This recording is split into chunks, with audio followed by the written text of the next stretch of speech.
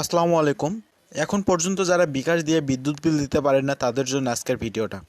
বকেয়া বিল সহ আপনারা সকল ধরনের বিদ্যুৎ বিল এই ভিডিওটা দেখার পর আপনারা বিকাশের মাধ্যমে পেমেন্ট করতে পারবেন। তো আপনারা ভিডিওটা শুরু থেকে শেষ পর্যন্ত দেখুন, তাহলে বিস্তারিত সব কিছু সুন্দরভাবে বুঝতে পারবেন। তো বিকাশে বিল পেমেন্ট করার জন্য সর্বপ্রথম আপনাকে কী করতে হবে, প্লে স্টোরি থেকে বিকাশ অ্যাপটা ডাউনলোড করতে হবে। তো আপনারা কী করবেন, প্লে স্টোরিতে আসার পর বিকাশ অ্যাপটা সার্চ দিয়ে এখান থেকে বিকাশ অ্যাপটা ডাউনলোড করে নেবেন। তো আমার ডাউনলোড করা আছে, এখানে নতুন করে ডাউনলোড করার কোনো প্রয়োজন নেই। এখানে আপডেট চাচ্ছে, আমি আপডেট এখন দেবো না, পরে আপডেট দিয়ে নিব। তো আপনারা বিকাশ অ্যাপটা পরবর্তীতে ওপেন করবেন। বিকাশ অ্যাপটা ওপেন করার পর এখানে আপনাদের পিনকোড দিয়ে বিকাশে লগ ইন করে নেবেন। তো আমি বিকাশে পিনকোড দিয়ে লগ ইন করে নিলাম। লগ ইন করার পর আপনাদের সামনে ঠিক এমন একটা ইন্টারফেস বের হবে। বিকাশের এখানে সকল ইনফরমেশানগুলো আপনাদের সামনে শো করানো হবে। তো এখান থেকে আপনারা যেহেতু বিকাশের মাধ্যমে বিদ্যুৎ বিল দিবেন, সেক্ষেত্রে আপনারা এখান থেকে পে বিল অপশানটা সিলেক্ট করে নেবেন। তো পে বিল অপশানটা সিলেক্ট করার পর আপনারা যদি একটু নিচে লক্ষ্য করেন, এখানে সব প্রতিষ্ঠান দেওয়া আছে। আপনারা বিদ্যুৎ বিল, গ্যাস বিল, পানি বিল, ইন্টারনেট বিল, টেলিফোন বিল, সকল বিল এখান থেকে আপনারা দিতে পারবেন এই সব প্রতিষ্ঠান থেকে।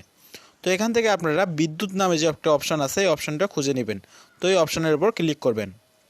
তো বিদ্যুতে আসার পর এখান থেকে নিচে আপনাদের সামনে অনেক কয়েকটা অপশন শো করানো হবে। তো এখান থেকে আপনাদের যে বিদ্যুতের সিস্টেমটা আছে, পোস্টপেড, প্রিপেড, মানে যে সিস্টেমে আপনারা বিদ্যুৎ গ্রহণ করতেছেন সেই হিসেবে আপনারা এখান থেকে এটা সিলেক্ট করে নেবেন।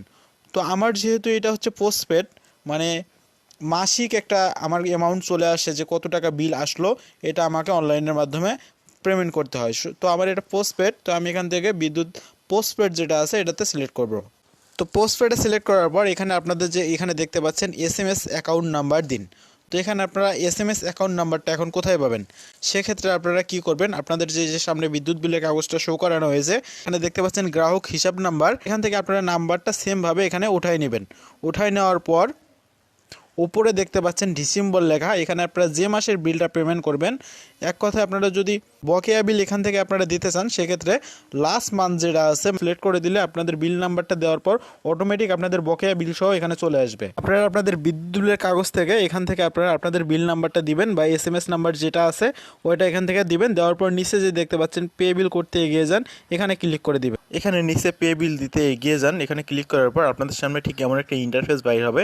এখানে আপনার বিলের পরিমাণটা দেখাবে, যে আপনার বিদ্যুৎ বিলের কাগজটা আছে, এই বিদ্যুৎ বিলে কত টাকা বিল আসছে সেই পরিমাণটা এখানে দেখাবে। এখানে আমার এই মাসে 340 টাকা বিল, তো এখানে দেখানো হচ্ছে 340 টাকা, এবং নিচে আমার অ্যাকাউন্টের ব্যালেন্সটা দেখানো হচ্ছে। তো এখানে দেখতে পাচ্ছেন নিচে একটা অপশান আছে, পরের ধাপে যেতে ট্যাপ করুন, এখানে ক্লিক করে দেবেন।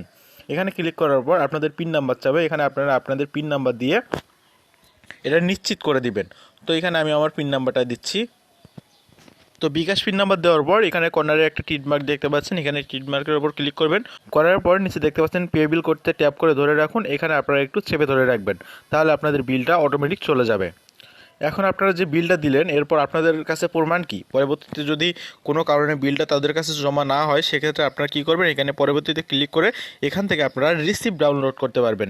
এখানে লেখা আছে দেখুন, রিসিপ্ট ডাউনলোড করুন, এখানে ক্লিক করে আপনারা রিসিপ্টটা ডাউনলোড করে নেবেন। পরবর্তীতে যদি প্রমাণস্বরূপ কিছু দেখতে চায়, সেক্ষেত্রে আপনারা এই রিসিপ্টটা দেখাই দিবেন তাদেরকে। তো এই ছিল আজকের ভিডিওটা কেমন লাগলো তা অবশ্যই কমেন্ট করে জানাবেন। আর এরকম নতুন নতুন ইন্টারেস্টিং ভিডিও পাওয়ার জন্য আমার চ্যানেলটি সাবস্ক্রাইব করে পাশে থাকা বেল আইকনটি অল করে দিবেন।